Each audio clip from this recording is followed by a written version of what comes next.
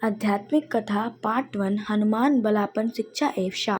हनुमान जी के धर्म पिता वायु थे, इसी कारण उन्हें पवन पुत्र के नाम से भी जाना जाता था।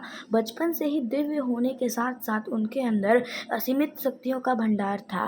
बलापन में एक बार सूर्य को पका हुआ फल समझकर उसे वो खाने के लिए उड़कर जाने लगे। उसी समय इंद्र ने उन्हें रोकने का प्रयास में वज्र से प्रहार कर दिया। वज्र के प्रहार के कारण बालक हनुमान की ठुड्डी टूट गई और वे मूर्छित होकर धरती पर गिर गए। इस घटना से कुपित होकर पवन देव ने संसार भर में वायु के प्रभाव को रोक दिया, जिसके कारण सभी प्राणियों में हाहाकार मच गया।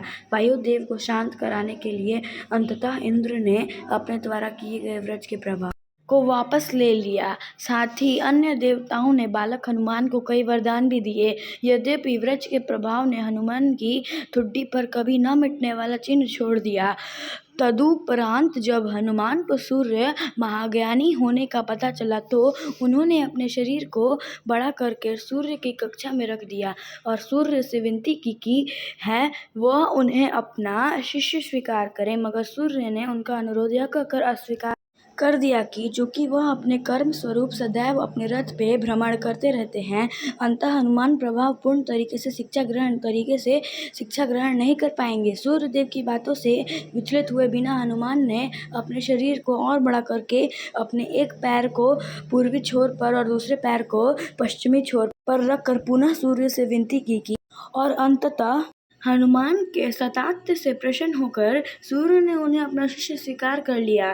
तदुपरांत हनुमान ने सूर्य देव के साथ निरंतर भ्रमण करके अपनी शिक्षा ग्रहण की। शिक्षा उन्होंने के उपरांत हनुमान ने सूर्य देव से गुरु दीक्षिणा लेने के लिए आग्रह किया, परंतु सूर्यदेव ने यह कहकर मना कर दिया कि तुम जैसे समर्पित शिष्य को शिक्षा प्रदान करने मैंने जो आनंद की अनुभूति की है वह किसी गुरु दक्षिणा से कम नहीं है। परंतु हनुमान के पुनः आग्रह करने पर सूर्यदेव ने गुरु दक्षिणा स्वरूप हनुमान को सुग्रीव की सहायता करने की आज्ञा दे दी।